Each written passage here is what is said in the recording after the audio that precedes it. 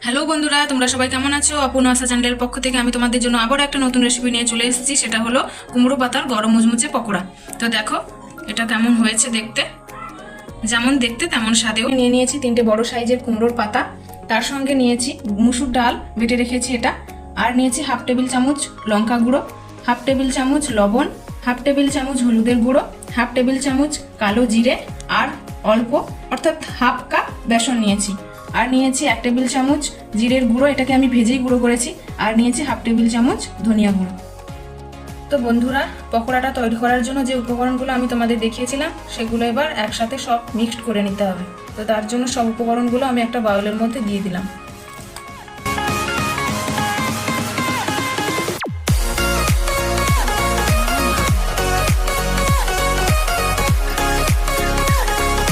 তো আমার হয়ে গেছে মিক্সড করা, এবার আমি পাতাগুলোকে রেডি করব। তো চলো এবার তোমাদের পাতাগুলো কিভাবে আমি রেডি করব দেখাবো, তোমরা দেখে নাও। তো আমি একটা পাতা নিয়ে নিয়েছি, এই পাতার এক সাইড বরাবর এই বাটাটাকে আস্তে আস্তে করে লাগিয়ে নেব। দেখো ভালো করে আমি কিভাবে এটা লাগিয়ে দিচ্ছি।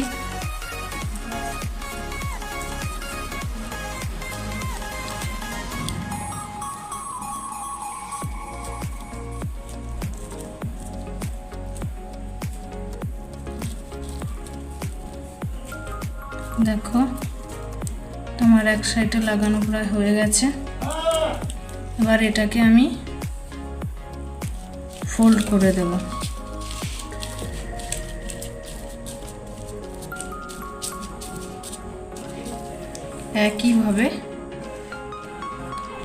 একই রকমভাবে অপরের দিকেও আমি লাগিয়ে নেব।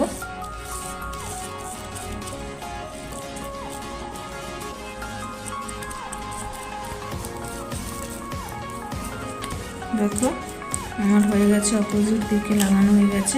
এবার এটাকেও একই রকমভাবে মুড়ে দেব।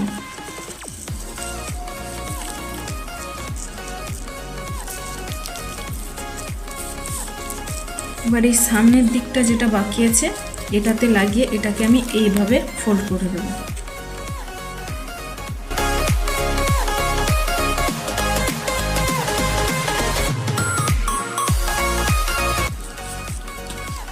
তো আমি এটাকে এরকম শেপ দিয়েছি, তোমরা চাইলে অন্যরকম শেপও দিতে পারো, কেউ গোলও দিতে পারো। তো আমি এরকমভাবে শেপটা দিয়েছি। একইভাবে বাকি পাতাগুলো আমি করে নেব।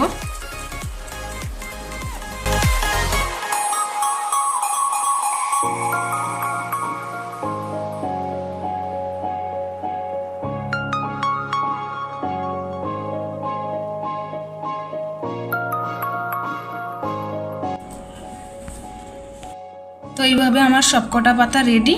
এবার আমি এটাকে 2 থেকে 3 মিনিট মতো রেখে দেব, কারণ এই বাটাটা এই পাতাগুলোর মধ্যে ভালোভাবে মিশে যাবে। তো বন্ধুরা দেখো, আর একটা বাউল নিয়ে নিয়েছি আমি, সেই বাউলের মধ্যে বেসন দিয়ে দেব,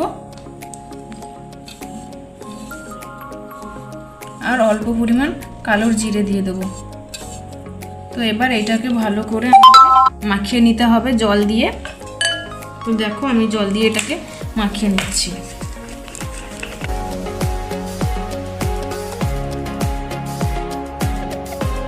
তো বন্ধুরা এবার দেখো আমার বেসনটা মাখানো রেডি, এদিকে পাতাগুলোও আমার রেডি হয়ে গেছে। এবার আমি কড়াই বসাবো, কড়াইয়ের মধ্যে তেল দেব। দেখো তো বন্ধুরা দেখো আমি গ্যাসে কড়াইটা বসিয়ে রেখেছিলাম, কড়াইটা আমার গরম হয়ে গেছে, এর মধ্যে আমি তেল দিয়ে দেবো।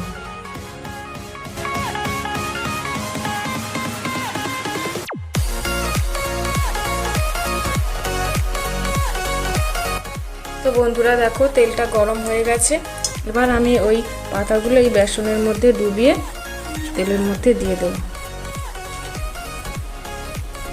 দেখো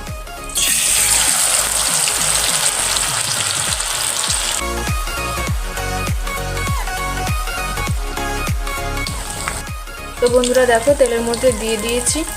তো কিছুক্ষণ ওয়েট করতে হবে যাতে নিচের তলাটা ভালোভাবে হয়ে যায়, তারপর আমি এটাকে উল্টে দেব।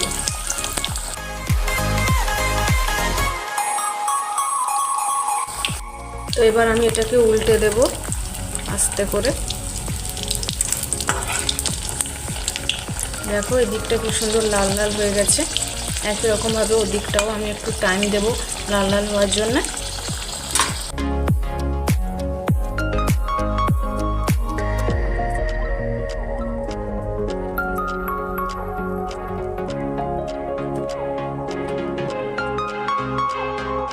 তো বন্ধুরা দেখো আমার সবগুলো পকোড়া রেডি।